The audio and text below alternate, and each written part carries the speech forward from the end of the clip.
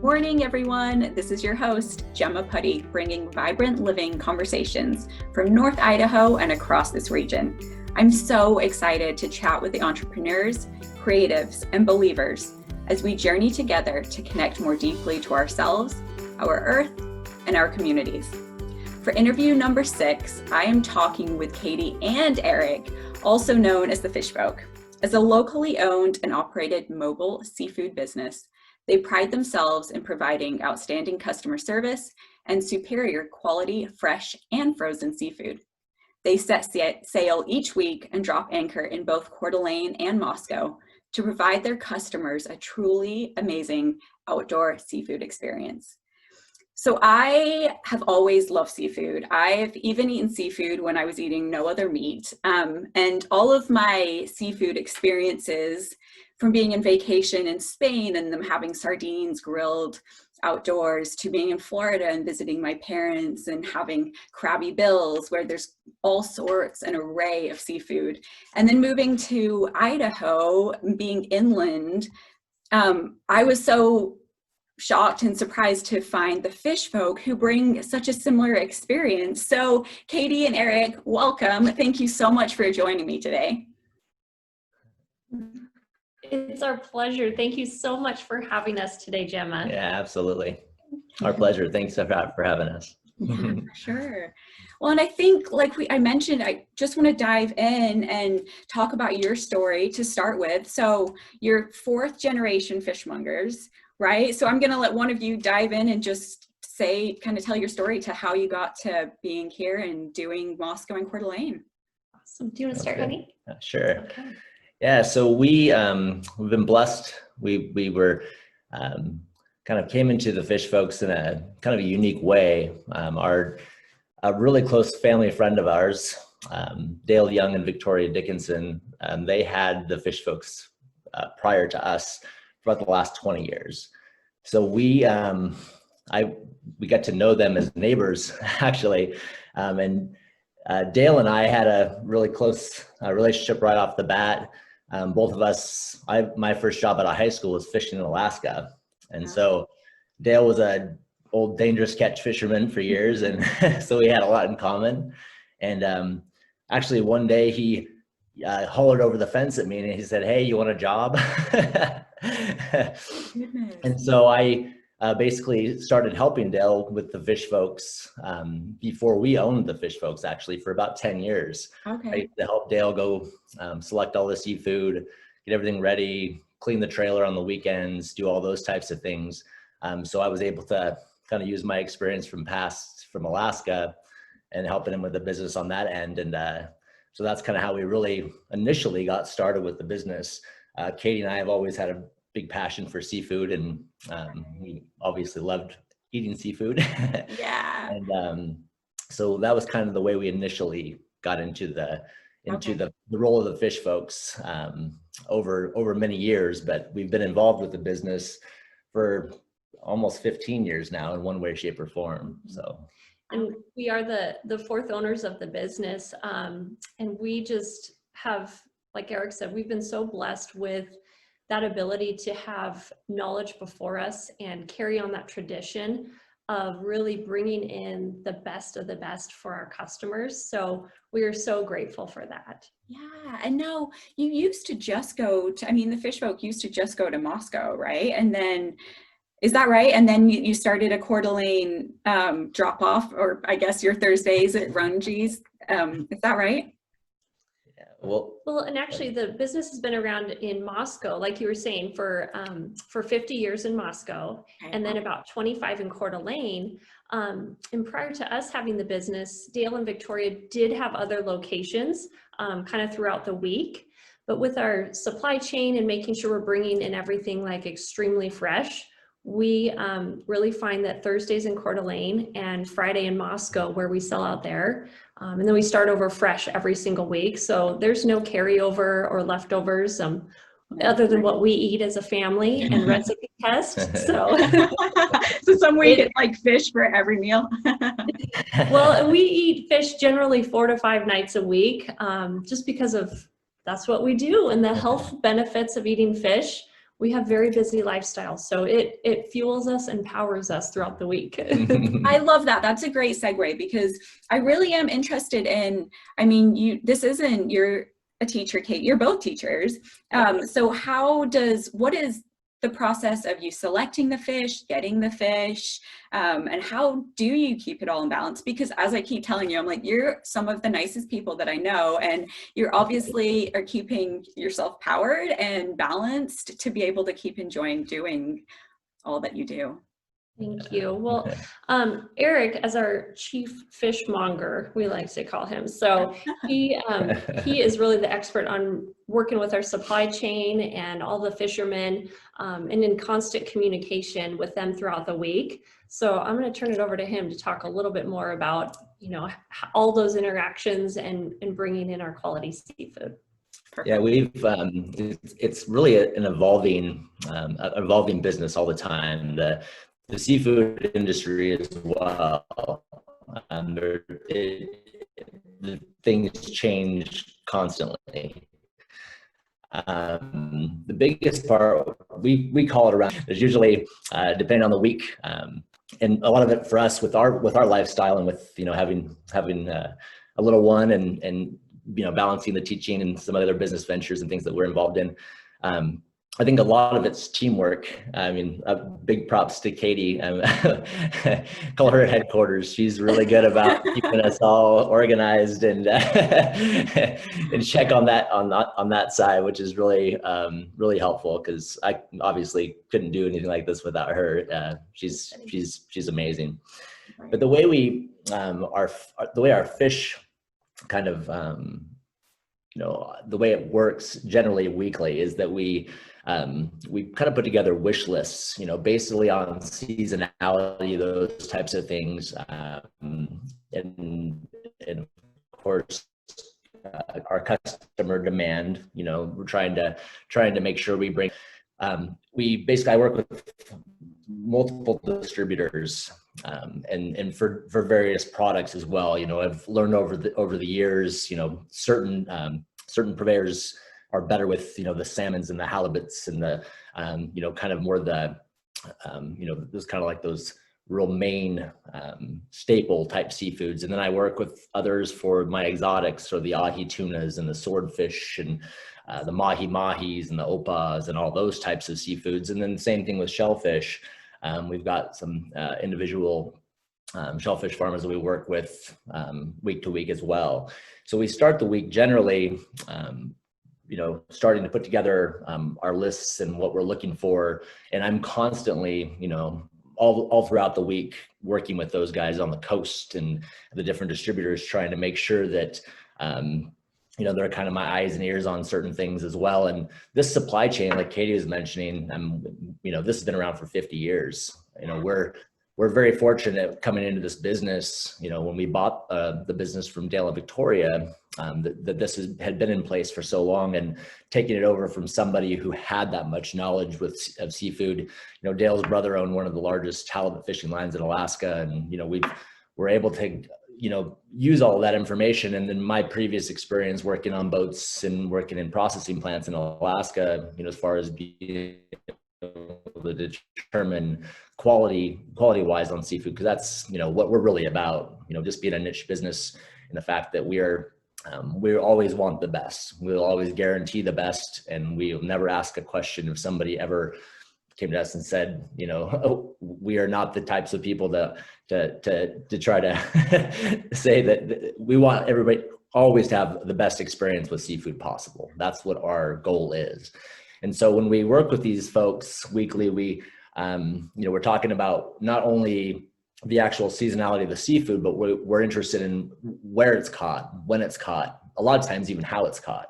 There's a difference between a wild king salmon and a wild troll caught king salmon.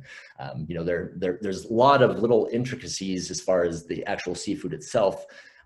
Also, trying to always come up with finding new options and new, especially on the sustainability side.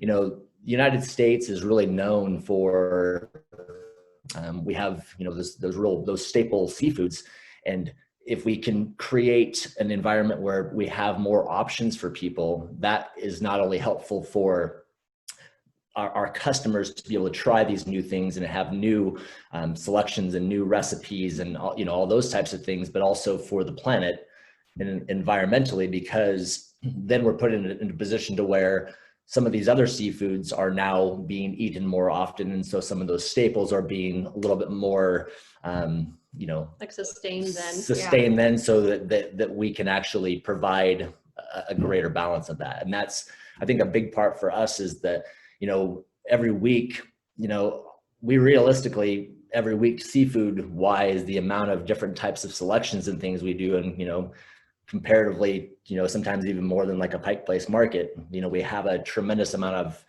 we like to try new things and to open people's eyes to new ideas and new possibilities and things like that too. And like I said, a lot of that's for us as a driver is just the sustainability part of that, because educating people, which Katie and I are both educators, that's, I think, a passion of ours. We like to kind of bring the passions of both of what we do together, I guess, in that sense, if that makes sense. No, that's perfect. Because I have so many questions though, because as someone on the buying side, I'm looking, there's, like you mentioned, there's the wild, there's farmed, frozen, types of the way it's caught. So, we could talk about this probably all day long, but what would you say for someone that is trying to just advocate for their own health, for the planet? What kind of questions should we, if they don't get the opportunity to come to you, what kind of questions should we be asking our fishmonger or looking on fish in general? Is all farmed something we should avoid? Or I'll kind of let you take the lead there. Yeah, and to start, as far as questions go, really thinking about asking about dates when the fish is caught. Especially like shellfish, for example, like harvest dates on those shellfish. We pride ourselves in bringing in within 2 days of harvest. They're in our coolers and ready to our customers. So definitely that quality piece, the freshness piece, and then a lot too of how you're preparing it and who you're preparing it for. I go a lot on with those nutrition facts. Like, let's say you're feeling a little run down. Eat 3 oysters, and the health benefits of oysters are going to bring you back up. And, they have iron, vitamin D, just amazing things, B12 that make us feel good, magnesium, and those harvest dates and freshness. That is huge. So, and Eric, I'll let you maybe talk too about the farm versus wild. I think that's really important. I think in the seafood industry, it's very rampant. You can obviously read many articles regarding the way that, unfortunately, seafood is outlets and those types of things. Probably the 2 largest ones I'd say are people who are advertising fresh seafood, when a lot of times that fresh seafood is actually refreshed seafood. That's a pretty, for us in the industry and seeing, that from other retail outlets, a lot of times people will advertise, I've seen fresh halibut advertised in the middle of January, where there's no fishing for halibut in January. Not halibut season. It's not halibut season, so it's technically refreshed. And the problems therein lie is that people go home and try to freeze that fish and then eat it. That causes major issues. The other one is, of course, the farmed versus wild. That's another one that you will see quite often, as far as, you go out to dinner and eat trout. That trout, depending on where it's at, might be a farm trout, but it's not going to be advertised as a farm trout. And the other part is with the wild as well. There's certain seafoods that are often you see Atlantic farm salmon being sold as a West Coast salmon or those types of things. Those are the big things really watch out for, and knowing your fishmonger, and also, building that trust. For us, that's all family-owned business as well. I mean, these customers are customers that we see every single week. We get to know them; they're part of our lives, just like we're part of theirs. So it's really huge to have that trust. I think is huge. Knowing who you're buying that from, whether it's from us or from somebody else, just having that trust, building those relationships, and like you're saying, because that's so huge now, is really what's in this seafood. What type of seafood is this really? Like other things in the world, there are issues where people can take advantage of folks, and that's I think really what we try to avoid as well. Is we want people to know that they're getting what they pay for, that we are here to 100% back that product. I mean, we would never in a million years not guarantee our quality or those types of things as well. But just asking the fishmonger, where is this caught? When was this caught? Those types of things are really big questions, I guess. I think we would never put anything on our customer's plate that we wouldn't put on. Oh, I'm sorry, Gemma, go ahead. Oh no, I was just going to say, I think that's such a interesting thing, because I think nowadays in our world, I mean, there's so many sources for everything, right? So things get a little messy in between as far as how they're labeled and things. So just knowing your source and trusting them, I love that. That is a very secure way to do it, is to know that, yes, if Katie and Eric are probably eating this for dinner tonight too with their daughter Ellie. So I feel confident in that. That's awesome. Cool. You started to a little bit even talk about oysters. There's so much fish. I love cooking. I'm always trying to experiment and whatnot, but I know that a lot of people kind of get stunted by, okay, what am I going to do with this? I know even when I've asked you, when I've been buying different things, okay, what do I do? I've been directed to your website where you've got a bunch of awesome recipes, or you give me an idea right off the bat. But what are some of your favorite recipes? And then specifically on oysters, how would you recommend cooking them? I just asked you a lot of questions, so feel free to answer however you want. Well, those are some of my favorite questions, because it's about cooking. And really, like, we get so inspired by our customers and what they want to try, and when they're trying new recipes as well. It makes my heart so happy to hear that. And I absolutely love cooking. It is definitely my creative outlet in life after a long day of teaching, which I love teaching as well. But I come home and, get creative in the kitchen, and it's really an amazing thing to put something nutritious on my family's plates and just to try new things. I love it. My mom and my grandma taught me how to cook. My grandma, who is 96, we still talk recipes almost on a daily basis. So we just, cooking is definitely a part of our life and our family. As far as recipes go, we're constantly trying new recipes. We're all about really balance and health, and what makes us feel good and fuel our week as we have busy lives. So with recipes, some of my favorites are really just simple recipes. One that I've been trying lately, with a cast iron skillet that has been passed down in our family, a brown butter sauce and scallops. It is my new go-to, with a little squeeze of lemon at the end. It's amazing. So definitely, simple, real ingredients and quality make a quick, easy, healthy dinner. Sometimes people get intimidated by cooking seafood, but honestly, it is the fastest, healthiest meal you can put on your plate. I completely agree, right? Because I don't ever want to do too much to the fish, because all of the flavors, whether you've got a black cod, which is all oily and delicious all by itself, or the scallops, like you were saying, so many of those fish are so meaty and just have so much flavor by themselves that it's a matter of just knowing how to cook it so that you're cooking it through.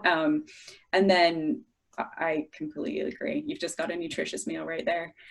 And as far as oysters go, sometimes, there's this little saying that nothing in life can prepare you for your first raw oyster, right? So it is an experience all in itself. But really, we want to taste the oyster and the beautiful water it comes from. That really comes through in the flavor of the oyster. So we're bringing in different varieties. We love them just on the half shell because they're so fresh and so delicious.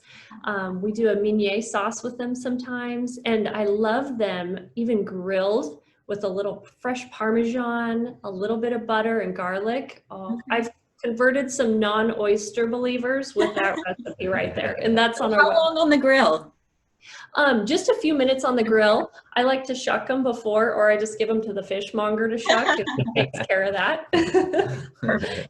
Yeah, just a couple minutes is all it takes on the grill. They're perfect every time. So. No, I'm curious because you say that you also take special orders, and I mean the diversity that you have. I tried branzino the other week for my birthday, and everyone at dinner, I had one, and then it ended up taking it to my mom. So there's like 7 of us and 1 fish. So we were all just like trying like a little bit, but everyone was loving it. And then I tried the squid and mussels. So I like the diversity of it all. But is there any crazy special orders you've gotten for things that you just haven't ever heard of or is hard to get? I'm just curious. We bring in, I mean, like you were saying, Gemma, and I love that you love variety too. Variety is the spice of life, right? So I love that we're trying all kinds of different seafood. And really, it feeds our bodies, and it's amazing to try new things. I just love that. As far as special orders go, Eric is so great about working with our suppliers and really trying to find, you know, those unique orders for, like if people are doing an awesome family sushi party and they want some hamachi and shimisaba. So he's bringing in really a huge variety for people. And we always want to have it ready to go for them so it's convenient and they can just pick it up and be on their way and you know, head into a special dinner. So what else would you say as far as special orders? Well, it does. I think that's kind of something unique about us a little bit as well, is that we do, the ocean is vast. We'll say that. I mean, there's 30,000 species of seafood.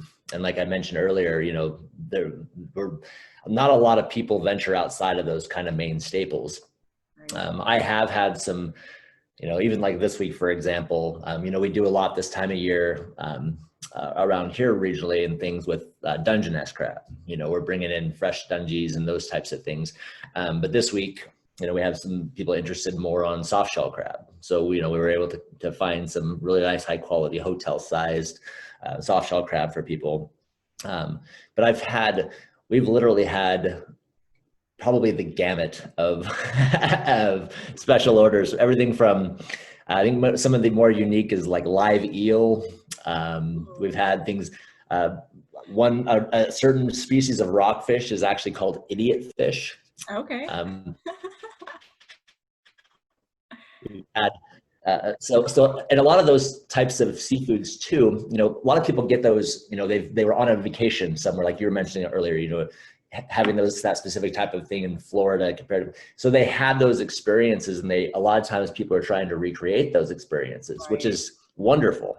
You know, a lot of time on those really unique items, they're technically what they call bycatch. So they're a situation where they're not really being fished for targeted, you know, the fishermen aren't actually going out there in order to catch that specific type of fish.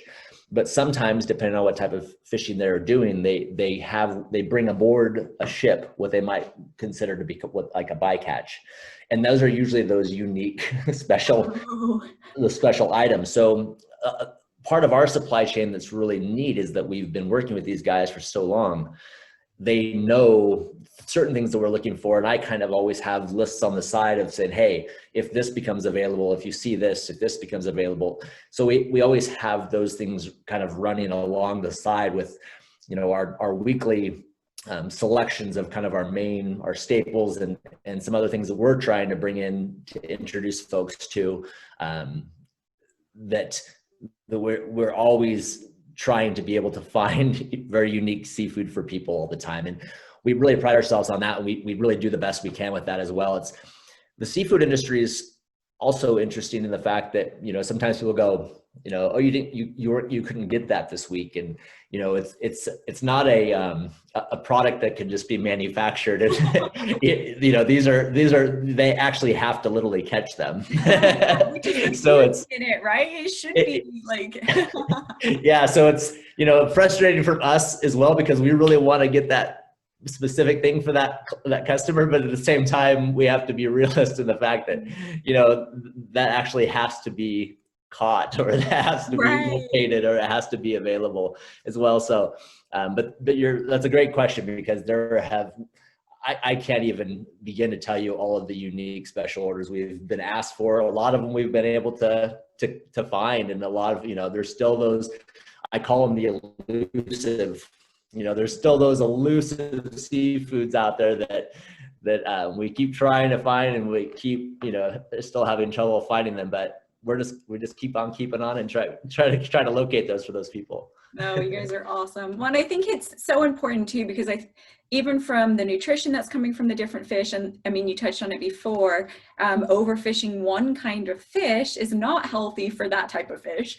and is not healthy for our planet. So really, I mean, I sometimes get zoned in on, I know what I want, but then I look back at your menu and there's so many things that I haven't tried or I haven't had in a while. So I would challenge everyone listening to try something new that they haven't tried. I love that. And Yeah. We're always happy to offer suggestions, of course. If people are like, hey, I really enjoy halibut, maybe you'll enjoy Chilean sea bass then. So we kind of know how things have, similar aspects about them and different ideas to suggest. So we love doing that.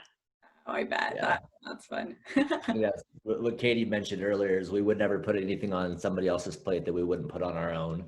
And that's a big part for us as well, is to make sure that we try all of the different types of seafoods that we are selling, because we want to make sure that the quality is there, and that these are, good quality products. And so that's a big part of what we do as well, is that we have a saying around our house that we're lucky because we're very picky about our seafood, but we say we sell the best and we eat the rest. And the rest is really good. The rest is really good too, but that's always something that we've always really wanted to make sure that with what we're doing, is that we are, just making sure that those products, for example, and I don't mean to get off topic, but we have a certain type of hamachi loin that we sell. It's a fairly large loin though. It's a 1 to 2 pound loin each, and for a lot of people that's a kind of a significant size. But the way that they're packaged, the way that they're presented, they are the best quality hamachi loin that we can find.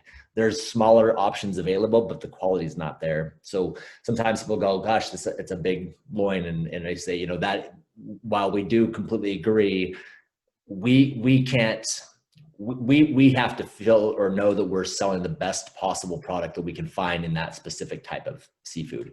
So those types of things are really big with us, as well as making sure we're trying everything that we sell. Shrimp is another excellent example of that. The shrimp we bring in is all wild Pacific caught.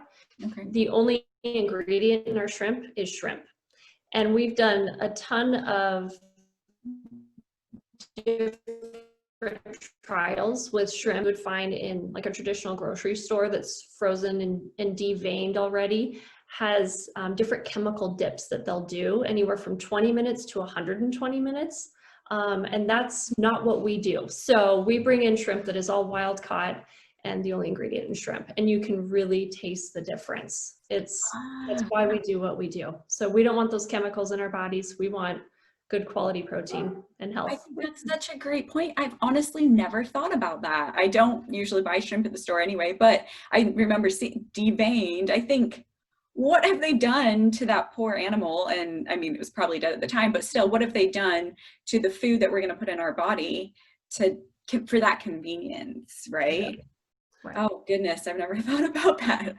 We had a lot of inquiries regarding that as well. And that's we were talking about earlier, as far as the difference between, farmed versus wild and fresh versus refreshed and those types of things. The other part is the antibiotics and the other types of things that can be, that other other places use. You know, a lot of other retail and larger stores, and you know, they do different types of preservative injections and those types of things, because they have their own processing and their own I should call them manufacturing processing plants, where that goes through a different process than an all natural wild Alaskan seafood would. So there are definitely lots of good questions to ask your fishmonger as far as how they're doing. But like the shrimp is a great example of one of those things where we've been to seafood shows and a lot of research and development to try to come up with what we have found is the best shrimp that we can find. I mean, it's just the quality is bar none comparatively to some of the other seafoods that are out there. And that's part of the business model as well, where we are 2 days a week for a reason, because we don't have things packaged and, you know, sealed up in things where they need to last a week. That's not how we do things. So we start over fresh every week. Yeah. Well, and I think that's a great point though for everything, right? If it's able to sit in your fridge for over a week and still be fine, like I bought some things recently, I'm like, oh, it's still fine. That's kind of a red alert that I shouldn't actually be putting it in my body, because what's in it to make it still fine after 2 weeks? You know? Right. Yeah, absolutely.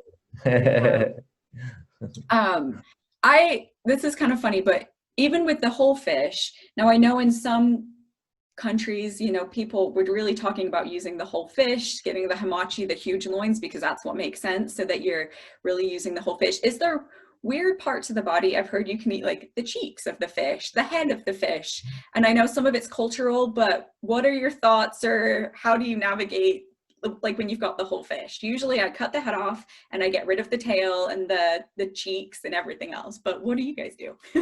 We really try like to have very close to zero carbon footprint with our business. Like having no waste is huge, especially with fish. So like we make seafood stock that is fantastic with the fish bones. I save my shrimp shells and those go in seafood stock. And it's so healthy to add that, you know, to when I'm doing a chowder or something like that. So having no waste with the fish, we think really honors fish as well. And there's so many parts that people sometimes discard that are really delicious and healthy. Like cheeks, for example. Halibut cheeks are fantastic. Or a fish head, when you broil it and use it for seafood stock, is amazing. So there's a lot of parts that sometimes we don't think of using, but they're definitely a part of our household and really contributing to the meals we create too. Yeah. And we do have customers, like mentioning, you know, a lot of diversity in our customers as well, where there are those cultural, you know, they're moving here from other parts of the world, and they're used to, you know, not only eating whole fish, but basically all the parts and pieces, like you're mentioning. So we do actually have customers who are specifically looking for, you know, they want the king salmon heads, or we call it the trim from different seafoods.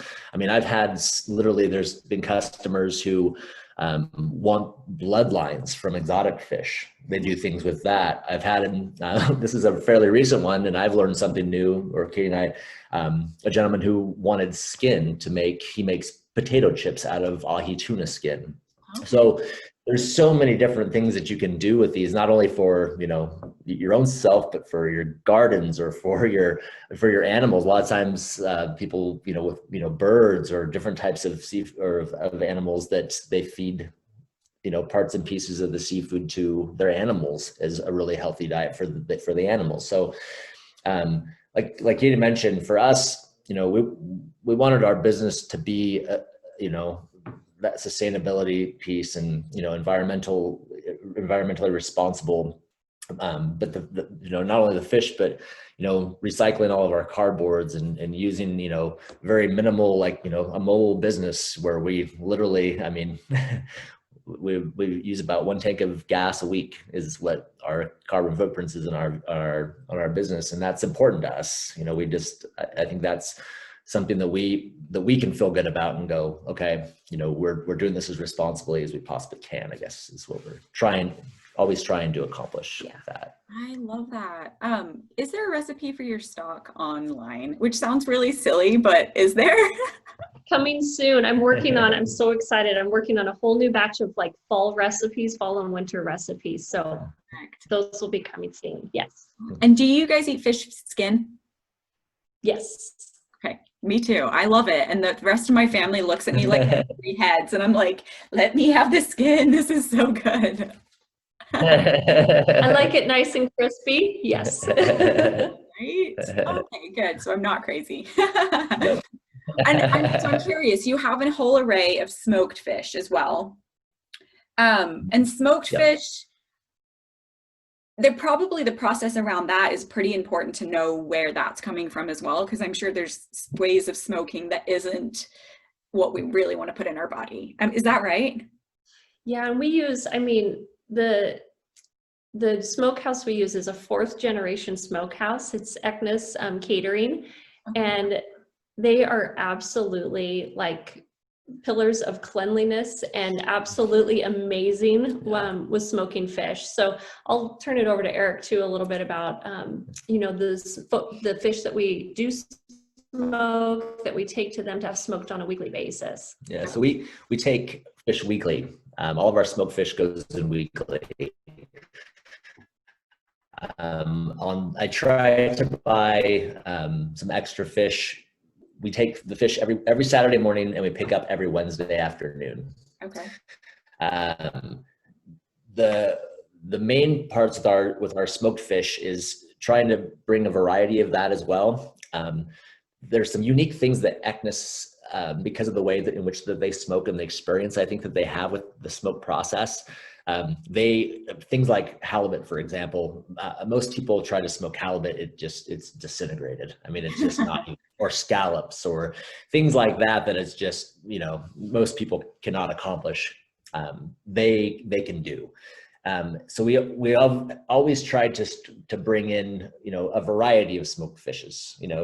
You might see, go to the store, you're going to see smoked salmon, but you're not going to see smoked ahi tuna and smoked, smoked trout fillet. Just lots of different types of options that you wouldn't find anywhere else.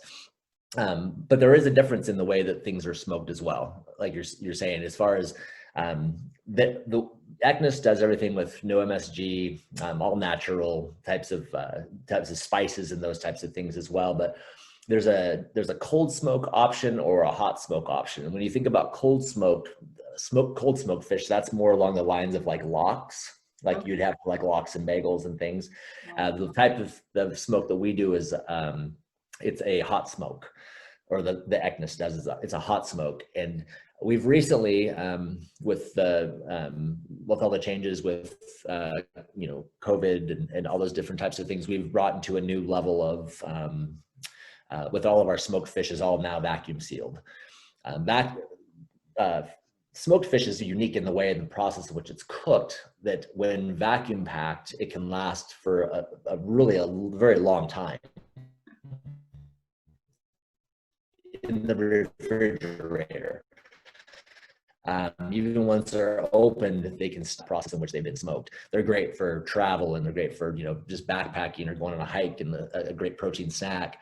School lunch, that's often our lunch around our house. Charcuterie boards. There's lots of different things you can do with that, but I think that's a big part of kind of the draw with the smoked fish is that people do, they like to try all the different options. And it's a transition too with certain types of smoked fish. When we first took over the business, we'd sell a lot more smoked salmon.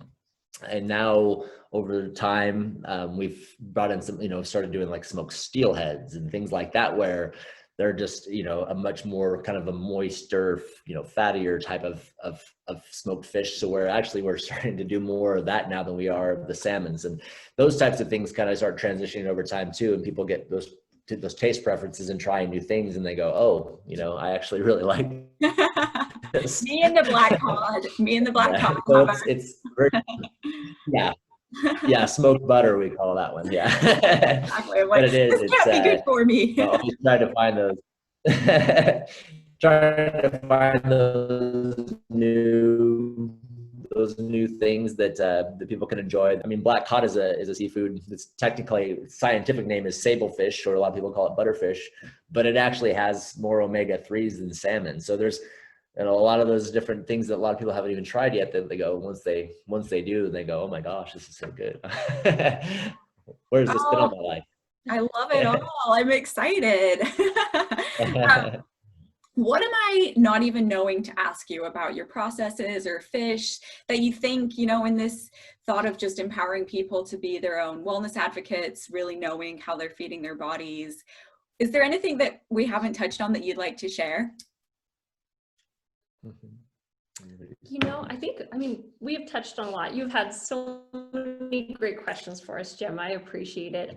Just really about, like you brought up that idea of variety. And if you haven't tried something new lately, this is a really good place to do it. We want to make sure that you have good variety and great health, especially in these times of needs. And we pride ourselves on giving our customers the very best experience they can at our mobile seafood business. And we want you to come back and see us. We act as our customers, our business depends on our customers, because it does. And we're so grateful for them. So really, we encourage people to come try something new.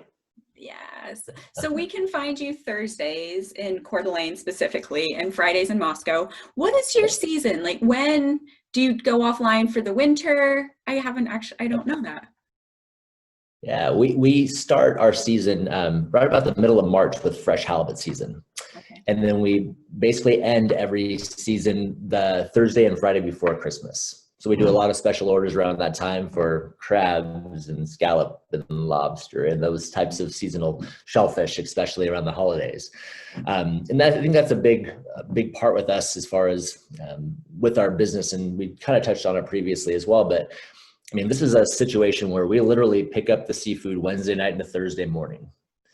We sell in Coeur d'Alene Thursday, we're in Friday in Moscow, and we try to forecast to try to basically, our goal is to, have enough seafood to last till right when we close in Moscow on Friday nights. We want to have those options available, but at the same time, we don't want to have much more than what we're going to eat, throughout the weekend and those types of things too, because it is that no waste. Even our frozen seafood that we have at our fish truck is not fish that we did not sell, that we froze and we're selling to our customers. That's all flash frozen on boats, professionally vac packed seafood. So we always want to make sure that people understand that we're a fresh catch business. Wow. And that's why sometimes, people come and they say, hey, you don't have any mussels left, and it's 3:00 in the afternoon on Friday in Moscow. And we tell people, this week we might sell out at 3:00 in the afternoon. The next week we go home with mussels. So we always also let people know, a big part of, I always like to let people know, is that we do take special orders weekly. We have literally Yeti coolers that are just for that reason. So people, if there's something specific that they really want and they want to make sure that they actually put that aside, then they're guaranteed they can have it that way as well. So that's what for me to let people know that is I think is really big, because we don't want people to be disappointed. We want people to have that option that, they might not get off work till later in the evenings or those types of things. So, shoot us a text message, let us know, hey, we're going to be coming and we'll buy that, and we will have that set aside for you and ready to go for you as well. You guys are so awesome. That is, because we all have our special meals, and for me, it's mussels. I think I have so many great memories, and we love mussels. So for someone's birthday, if we get there and like, there's no mussels, it's like, what's the next plan? So yeah, being able to plan ahead and knowing that you're going to get it. And yeah, you guys are great. So being members of this community, I see you all the time. I feel like I'm creeping because I'm like walking past your house. I'm like, oh, there's Eric and Katie again. Like, we don't live that far away from each other. So you're members of this community. Who else in this world of, looking after ourselves holistically inspires you locally? First and foremost, our customers inspire us locally. They really become dear family and friends and family to us over the years. So they're really our big drive and inspiration. We also get a lot of inspiration from local artists, like Dale Young, for example. He's a stone sculptor, as well as previous fishmonger for the fish folks. So a lot of local artists really inspire us. We believe food is art, as well as nutrition. So it's a big inspiration for us. And then our family as well. We love, big family events and being able to provide amazing seafood dinners for them too. Perfect. I love all of that. Well, and so people can find you. Your handle is basically the Fish Folks, plural. Checked on that last night. So we can find you at your website, www.thefishfolks, or you're on Facebook and Instagram and Twitter as well. Is that right? Not too much with Twitter really yet, just mainly Facebook and Instagram. And we send one little social media reminder a week. Okay. We send that out, to Facebook, just a new recipe or a little fish inspiration that we've had throughout the week. So, and just a reminder that come see us on Thursdays and in Coeur d'Alene, Fridays in Moscow, and try something new for the week. Perfect. I love it. Yes, they've got, honestly, their Facebook page is so many ideas and fun pictures of you guys just having fun, rain, shine, whatever the weather, you're out there, obviously being out there to person. So yeah. Well, thank you both again for joining me. I really appreciate it. And I just need to get out there more. Thursdays roll around and I'm like, I haven't been out there. You're on my calendar. So thanks both. We love seeing when we do get to see you. Yes. And it's, we feel very, very blessed. We've felt very blessed in this role, and we take this as a large responsibility for us as well in our community and in people's health. But it is a situation. Thank you so much for inviting us to join you today as well. Thank you. We love what you're doing. Oh, I appreciate it.